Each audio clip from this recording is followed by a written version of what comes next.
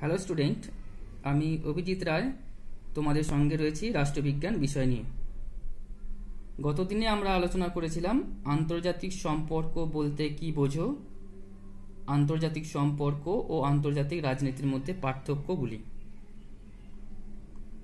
আজকে আমরা আলোচনা করব এর পরের অংশ, আন্তর্জাতিক সম্পর্কের কয়েকটি মৌলিক ধারণা।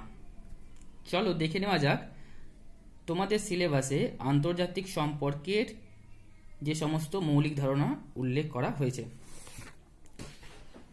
তোমরা দেখতে পাচ্ছ যে আন্তর্জাতিক সম্পর্কের কয়েকটি মৌলিক ধারণা তোমাদের সিলেবাসের অন্তর্ভুক্ত রয়েছে। যে ধারণাগুলি, তার মধ্যে প্রথমে রয়েছে ক্ষমতা বা শক্তি বা পাওয়ার, দ্বিতীয় জাতীয় স্বার্থ বা ন্যাশনাল ইন্টারেস্ট, এবং তৃতীয় গ্লোবালাইজেশন বা বিশ্বায়ন।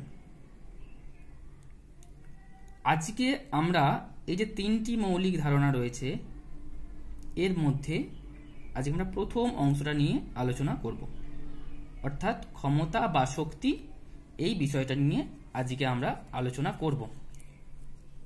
তো ক্ষমতা বা শক্তি, এই শব্দটি সম্পর্কে তোমরা অনেকেই পরিচিত।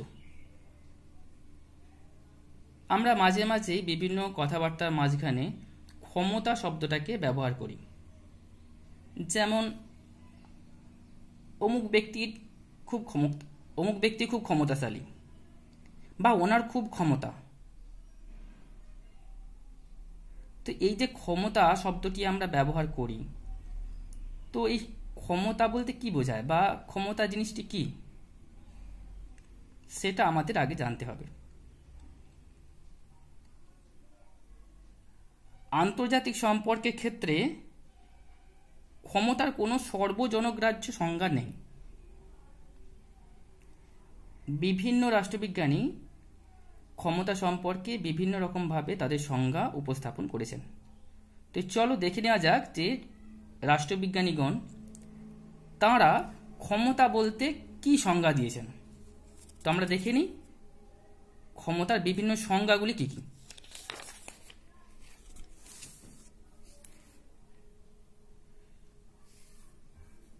তোমরা দেখতে পাচ্ছ প্রথমেই রয়েছে মর্গেনথাউয়ের দেওয়া একটি সংজ্ঞা। হান্স মর্গেনথাউ তিনি কি বলেছেন ক্ষমতা বলতে? তিনি বলেছেন যে ক্ষমতা হলো অন্যের মন ও কাজকর্মের ওপর একজন মানুষের নিয়ন্ত্রণ।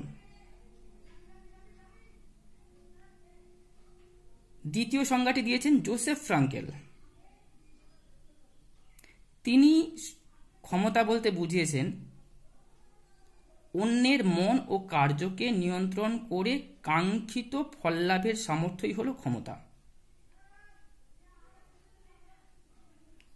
আর কার্ল ডয়েস তিনি কি বলেছেন যে আন্তর্জাতিক রাজনীতির পরিপ্রেক্ষিতে তিনি তার সংজ্ঞা দিয়েছেন এবং সেখানে তিনি বলেছেন যে শক্তি হলো একটি রাষ্ট্র কর্তৃক অন্যান্য রাষ্ট্রের আচরণকে তার নিজের ইচ্ছানুযায়ী নিয়ন্ত্রণ করার সামর্থ্য। তো আমরা দেখলাম যে তিনজন রাষ্ট্রবিজ্ঞানী তারা ক্ষমতা সম্পর্কে তাদের সংজ্ঞা দিয়েছেন। তো এই সংজ্ঞাগুলোকে যদি আমরা বিশ্লেষণ করি বা বোঝার চেষ্টা করি, তাহলে সেটা কিরকম হবে, ক্ষমতাশালী জিনিসটা কি। তো ধরো বর্তমানে গোটা দেশ জুড়ে লকডাউন চলছে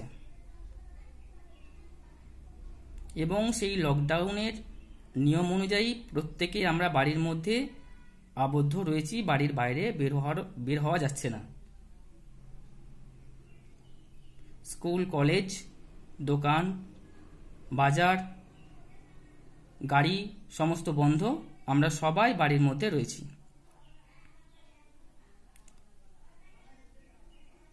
কিন্তু এই দীর্ঘদিন ধরে বাড়িতে থাকার ফলে, লকডাউনে বাড়িতে থাকার ফলে আমাদের হয়তো তোমাদের মনে হচ্ছে এইবার আমরা একটু বাইরে বন্ধু বান্ধবের সঙ্গে একটু ঘুরে আসি বা একটু গল্প সল্প করে আসি। তোমার বাড়িতে যে মা বাবা রয়েছেন তারা চান না যে তুমি এই সময়ে বাড়ির বাইরে গিয়ে বন্ধুদের সঙ্গে গল্পগুজব করো। কিন্তু তোমার একান্ত ইচ্ছা যে তুমি বাইরে গিয়ে এই সময়ে বন্ধু বান্ধবের সঙ্গে গল্পগুজব করবে। তাহলে তোমার মন এবং ইচ্ছা হচ্ছে যে বাইরে গিয়ে কাজকর্ম করা, কিন্তু তোমার বাবা মা চান না যে তুমি এই সময়ের মধ্যে বাড়ির বাইরে গিয়ে গল্পগুজব করো এবং তার ফলে তুমি সংক্রমিত হয়ে পড়ো, এটা তারা চান না। তো এক্ষেত্রে তারা কি করতে পারে? তারা তোমাকে প্রথমে বোঝাতে পারেন, বিভিন্ন রকমভাবে বোঝাতে পারেন যে বাইরে বেরোলে কি কি সমস্যা হতে পারে। তাতে দেখা গেল তুমি বুঝে গেলে এবং তুমি বাড়ির বাইরে গেলে না, এটি একটা হতে পারে। দ্বিতীয় কি হতে পারে? তারা বোঝালেন কিন্তু তুমি বুঝলে না, কারণ দীর্ঘদিন বাড়ির মধ্যে রয়েছো, তুমি চাইছো যে বাড়ির বাইরে যেতে। তখন তারা তোমাকে পুরস্কার দেওয়ার কথা বললেন। হয়তো তারা বললেন যে তুমি যদি এই সময় বাড়ির মধ্যে থাকো এবং বাইরে না যাও, তাহলে তোমাকে একটা অ্যান্ড্রয়েড মোবাইল ফোন কিনে দেওয়া হবে। লকডাউন উঠলে তোমাকে একটি অ্যান্ড্রয়েড মোবাইল ফোন কিনে দেওয়া হবে, অর্থাৎ তোমাকে পুরস্কার দেওয়ার কথা বলা হলো। এর মাধ্যমে তুমি তোমার ইচ্ছাকে দমিয়ে রেখে বাড়ির মধ্যে থাকতে পারো। কিন্তু যদি এতে কাজ না হয়, এরপরেও মনে হচ্ছে যে না, আমার অ্যান্ড্রয়েড মোবাইল দরকার নাই, আমি বাইরে গিয়ে বন্ধু বান্ধবের সঙ্গে গল্প গুজব করব, তাহলে তারা আরেকটি পন্থা অবলম্বন করতে পারেন। সেটি কি? সেটা হয়তো তোমাকে জোর করে বাড়ির মধ্যে আটকে রাখতে পারেন, অর্থাৎ বল প্রয়োগ করে তোমাকে আটকে রাখতে পারেন। তাহলে আমরা এখানে দেখতে পাচ্ছি যে একজন মানুষ, অর্থাৎ তুমি, তোমার ইচ্ছা এবং তোমার মন চাইছে বাড়ির বাইরে গিয়ে গল্পগুজব করা, বন্ধুদের সঙ্গে সময় কাটানো, বাড়ির বাইরে যাওয়া, কিন্তু তোমার মা বাবা অন্য একজন, তারা চান না যে তুমি এই মুহূর্তে এই লকডাউনের সময়ে বাড়ির বাইরে গিয়ে বন্ধুদের সঙ্গে গল্পগুজব করো এবং সংক্রমিত হও। তারা চান যে তুমি বাড়ির মধ্যে থাকো। তাহলে এই যে তোমার মন এবং কাজকর্মকে নিয়ন্ত্রণ করার জন্য তারা কি করেছেন? তারা প্রথমে তোমাকে বুঝিয়েছেন, তারপর পুরস্কার দেওয়ার কথা বলেছেন, তারপর তোমার উপরে বল প্রয়োগেরও চেষ্টা করবেন শেষে, অর্থাৎ যে কোনো একটি পদ্ধতিতে, অর্থাৎ বুঝে সুঝিয়ে বা পুরস্কার দিয়ে বা বল প্রয়োগের মাধ্যমে। তাহলে একজন যখন অন্যজনের মন এবং কাজকর্মের উপর নিয়ন্ত্রণ করে তার নিজের ইচ্ছা অনুযায়ী কাজ, তখন তাকে আমরা বলবো তার ক্ষমতা। এক্ষেত্রে মা বাবা তার ক্ষমতার প্রয়োগ করলেন। এইভাবে যখন একজন মানুষ অন্যজনের মন এবং কাজকর্মকে নিয়ন্ত্রণ করে কাঙ্ক্ষিত ফল লাভ করেন, তখন তাকে আমরা বলবো ক্ষমতা। তো আমরা সাধারণভাবে একটা সংজ্ঞা যদি আমাদেরকে দিতে বলা হয়, তাহলে আমরা সেটা কিভাবে দেব? এই যে তিনজন ব্যক্তির সংজ্ঞা তোমরা দেখতে পাচ্ছ, এগুলোকে সঙ্গে নিয়ে আমরা আমাদের মতো করে একটি সংজ্ঞা দিতে পারি। সেই সংজ্ঞাটি হলো যে ক্ষমতা বলতে অন্যকে এমনভাবে নিয়ন্ত্রণ করার সামর্থ্যকে বোঝায় যার মাধ্যমে নিয়ন্ত্রণকারী তার ইচ্ছামতো কাজ করতে অন্যদের বাধ্য করে। ক্ষমতা বলতে অন্যকে এমনভাবে নিয়ন্ত্রণ করার সামর্থ্যকে বোঝায় যার মাধ্যমে নিয়ন্ত্রণকারী তার ইচ্ছামতো কাজ করতে অন্যদের বাধ্য করে। এই কিছুক্ষণ আগে আমি যেমন বললাম যে তোমার ইচ্ছা যে তুমি বাইরে গিয়ে বন্ধুদের সঙ্গে গল্প করো, এটা তোমার ইচ্ছা। তোমার ইচ্ছাকে নিয়ন্ত্রণ করে বাবা মা যদি তার ইচ্ছা অনুযায়ী কাজ করতে তোমাকে বাধ্য করেন, তখন সেটা হয়ে যাবে তাদের ক্ষমতা। বোঝা গেল? তো এখন এই যে ক্ষমতা আর বল প্রয়োগ, এই দুটো জিনিস কি তাহলে এক? ক্ষমতা এবং বল প্রয়োগ এই দুটো জিনিস কি এক? এই দুটো জিনিস কিন্তু এক নয়। ক্ষমতা এবং বল প্রয়োগ এক জিনিস নয়। বল প্রয়োগ বলতে মূলত একটি রাষ্ট্রের সামরিক ক্ষমতা প্রয়োগকে বোঝায়। যেহেতু আমরা আন্তর্জাতিক সম্পর্ক নিয়ে আলোচনা করছি, তাই এখানে সমস্ত আলোচনায় কিন্তু আন্তর্জাতিক পরিপ্রেক্ষিতেই আলোচিত হচ্ছে। সমস্তটাই আন্তর্জাতিকতার পরিপ্রেক্ষিতে। তো বল প্রয়োগ বলতে মূলত একটি রাষ্ট্রের সামরিক ক্ষমতা প্রয়োগকে বোঝায়। অন্যদিকে ক্ষমতা হলো একটি ব্যাপক ধারণা। এই ক্ষমতার সঙ্গে বল প্রয়োগ ছাড়াও কিছু ইতিবাচক বিষয় যুক্ত থাকে। তার জন্য কৌলম্বিস এবং উলফে তারা ক্ষমতা এবং বল প্রয়োগের মধ্যে পার্থক্য নিরূপণ করেছেন। তারা দেখিয়েছেন বল প্রয়োগ এবং ক্ষমতার মধ্যে কি পার্থক্য রয়েছে। তো তারা বলেছেন যে বল প্রয়োগ বলতে সামরিক শক্তির প্রয়োগকে বোঝায়, কিন্তু ক্ষমতা বলতে কেবল বল প্রয়োগ কিংবা বল প্রয়োগের ভীতি প্রদর্শনকে বোঝায় না। সেই সঙ্গে তাকে বুঝিয়ে সুঝিয়ে নিজের অনুকূলে আনা, পুরস্কার প্রদান, সহযোগিতামূলক কার্য ও মতাদর্শগত ঐক্যের মতো ইতিবাচক এবং অহিংস পদ্ধতির অনুসরণকেও বোঝায়। অর্থাৎ বল প্রয়োগের মধ্যে একটা হিংসার সম্পর্ক থাকে,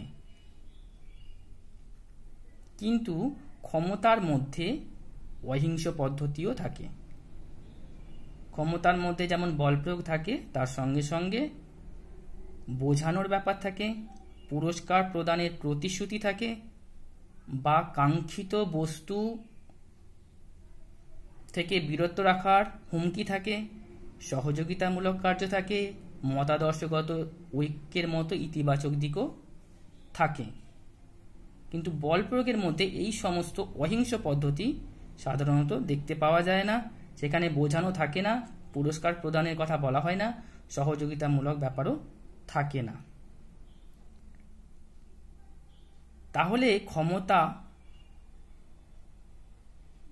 আর প্রভাব কি এক? কেউ কেউ মনে করেন যে ক্ষমতা এবং প্রভাব দুটো একই, সমার্থক বিষয়। কারণ ক্ষমতার মতোই প্রভাব বলতেও অন্যের আচার আচরণ নিয়ন্ত্রণ করার সামর্থ্যকে বোঝায়। কিন্তু প্রভাব ও ক্ষমতা এক জিনিস নয়। কারণ কি? কারণ নিজের অনিচ্ছা সত্ত্বেও কাউকে পুরস্কার প্রদান বা পুরস্কারের প্রতিশ্রুতি প্রদান কিংবা তাদের কাঙ্ক্ষিত কোনো কিছু থেকে বঞ্চিত করার ভয় দেখিয়ে, অথবা বল প্রয়োগ বা বল প্রয়োগের ভীতি প্রদর্শন করে কোনো কাজ করতে বাধ্য করার সামর্থ্যকে ক্ষমতা বলা হয়। কিন্তু প্রভাব বলতে বল প্রয়োগ না করে বুঝিয়ে সুঝিয়ে অন্যকে কোনো কাজ করানো বা কাজ থেকে বিরত রাখাকে বোঝায়। সুতরাং আমরা এটা বলতে পারি যে প্রভাবের সঙ্গে স্বতঃস্ফূর্ততার বিষয়টি জড়িত থাকে। যে ব্যক্তি প্রভাবিত হয় সে প্রভাব বিস্তারকারী, অর্থাৎ যিনি প্রভাব বিস্তার করছেন তার মত এবং পথকে স্বতঃস্ফূর্তভাবে নিজের থেকে অনুসরণ করে। কিন্তু ক্ষমতার সঙ্গে ভীতি প্রদর্শন বা যে কোনো ধরনের শাস্তিমূলক ব্যবস্থা জড়িত থাকে। তাই আমরা বলতে পারি যে ক্ষমতা এবং প্রভাবের মধ্যে পার্থক্য রয়েছে। আরও বলা যেতে পারে যে ক্ষমতা বল প্রয়োগ এবং প্রভাবের মধ্যবর্তী একটি সমন্বয়কারী ধারণা। এরপর আমরা দেখে নেব যে ক্ষমতার বিভিন্ন শ্রেণী বিভাজন।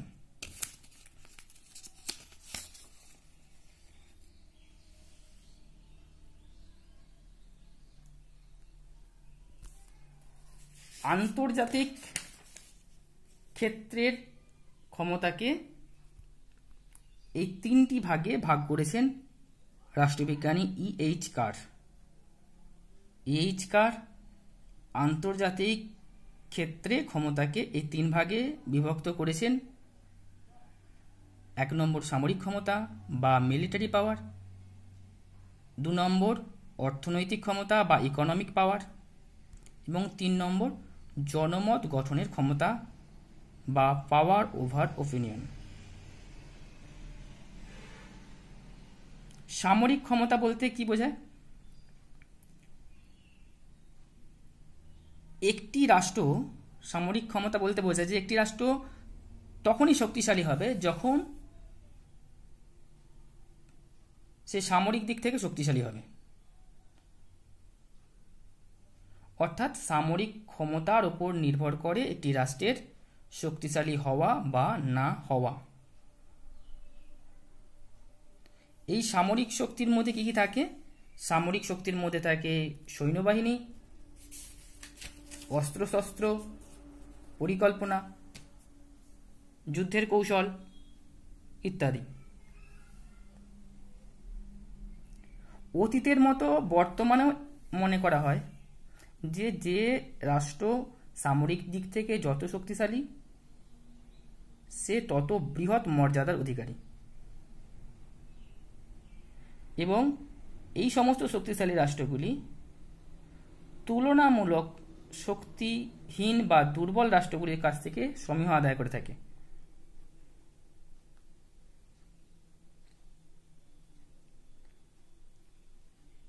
অনেক সময় আবার এটা দেখা যায় যে কিছু কিছু রাষ্ট্র তাদের সামরিক শ্রেষ্ঠত্ব প্রমাণের জন্য অনেক সময় যুদ্ধেও অবতীর্ণ হয়। তবে সামরিক ক্ষমতা বলতে শুধু সৈন্যবাহিনীর সংখ্যার উপর নির্ভর করে না, নির্ভর করে সৈন্যদের দক্ষতা, দক্ষ নেতৃত্ব, অস্ত্রশস্ত্রের উৎকর্ষ, এই সমস্তের ওপর।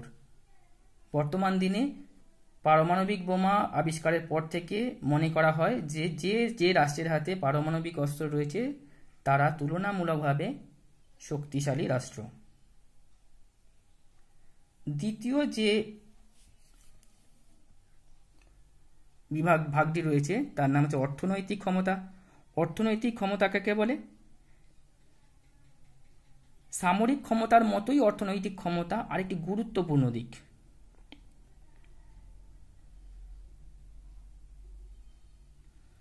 অর্থনৈতিক দিক থেকে উন্নত দেশগুলি অনুন্নত দেশগুলির ওপর প্রভাব বিস্তার করে এবং বিশ্ব রাজনীতিকে নিয়ন্ত্রণ করে। অর্থাৎ অর্থনৈতিক ক্ষমতা বিশ্ব রাজনীতির গতি প্রকৃতিকে নির্ধারিত করে থাকে।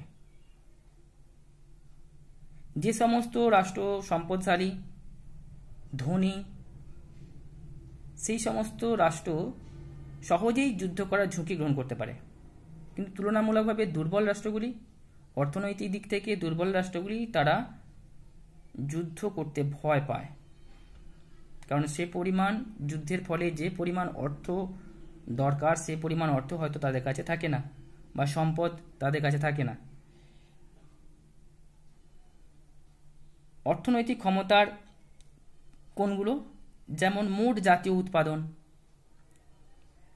মাথাপিছু আয়, শিল্পায়নের হার, প্রযুক্তিগত বিকাশ, জীবনযাত্রার মান, শ্রমিকদের উৎপাদনশীলতা, এই সমস্ত অর্থনৈতিক অগ্রগতিগুলি অর্থনৈতিক সূচক হিসেবে গণ্য করা হয়।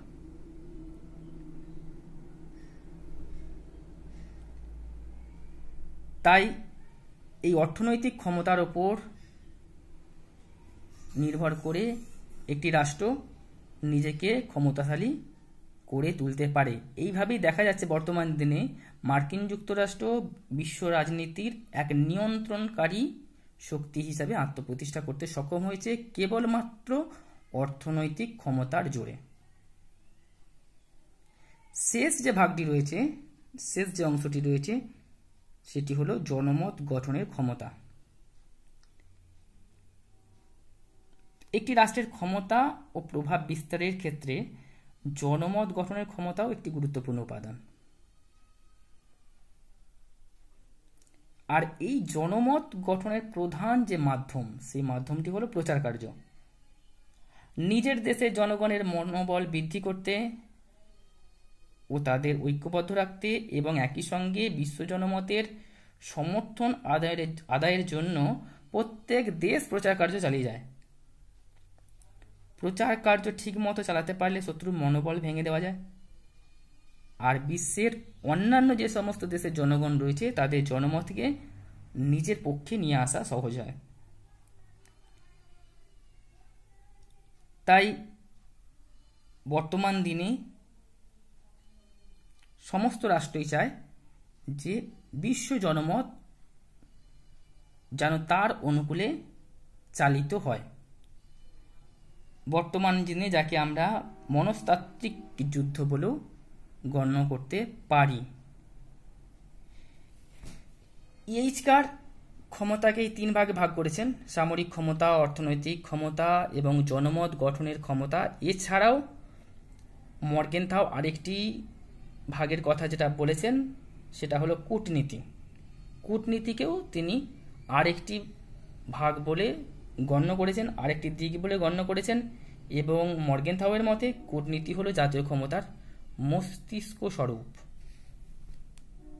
Diplomacy is the brain of national পাওয়ার। তো যাই হোক, আমরা তাহলে দেখলাম যে ক্ষমতাকে ইএইচকার 3 ভাগে ভাগ করেছেন: সামরিক ক্ষমতা, অর্থনৈতিক ক্ষমতা এবং জনমত গঠনের ক্ষমতা। তবে সামরিক ক্ষমতা, অর্থনৈতিক ক্ষমতা, প্রচার বা কূটনীতি এই সবগুলি কিন্তু এক অভিন্ন জাতীয় শক্তির প্রকাশ। কারণ অর্থনৈতিক ক্ষমতার অভাবে সামরিক ক্ষমতা অর্জন করা সম্ভব নয়। আবার সামরিক ও অর্থনৈতিক ক্ষমতা যদি না থাকে তাহলে প্রচার বা কূটনীতি সফল হতে পারে না। তাই কার বলেছেন যে ক্ষমতা হলো অবিভাজ্য, অর্থাৎ ক্ষমতাকে ভাগ করা যায় না। যদিও আমরা এটাকে 3টে ভাগে ভাগ করছি, সামরিক ক্ষমতা, অর্থনৈতিক ক্ষমতা এবং জনমত গঠনের ক্ষমতা, কিন্তু প্রকৃতপক্ষে ক্ষমতা অবিভাজ্য, একে ভাগ করা যায় না। আজকে এই পর্যন্তই। এর পরের অংশ আমরা আলোচনা করব এর পরের দিনে, আগামীকাল সকাল 8টায়। তোমরা রেডি থাকবে ক্লাসের জন্য। আগামীকাল আমরা আলোচনা করব ক্ষমতার বিভিন্ন উপাদানগুলি নিয়ে। আজকে যে অংশটা আলোচনা করা হলো এই নিয়ে যদি কারো কোনো প্রশ্ন থেকে থাকে তাহলে তোমরা কমেন্ট করে জানাতে পারো। ঠিক আছে, আজকে এই পর্যন্ত। Thank you.